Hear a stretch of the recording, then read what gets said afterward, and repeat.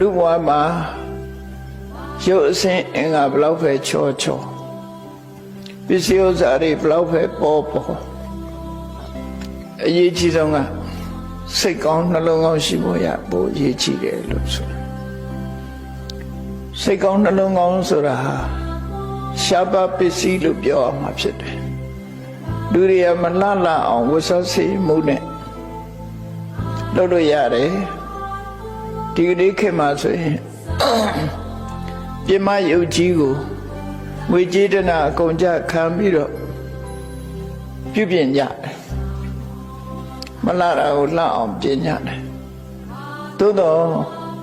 လှမှုမလှမှုဟာအပြင်ရုပ်ပေါ်မှာမူတည်တာမဟုတ်ဘဲနဲ့စိတ်နှလုံးနဲ့ပတ်သက်နေတယ်ဆိုတာကိုတတိထားမိတဲ့ပုဂ္ဂိုလ်ကအနည်းဆုံးပဲသူနည်းစုဖြစ်တယ်မြတ်စွာဘုရားအဆုံးအမမှာရုပ်ကိုပြင်းနေုံနဲ့စိတ်မပြင်းမှုဆိုရင်အဲ့ဒီပုဂ္ဂိုလ်ဟာမကြခင်ရုပ်ဆိုးကြည်တတ်ဘဝရောက်တော့မှာ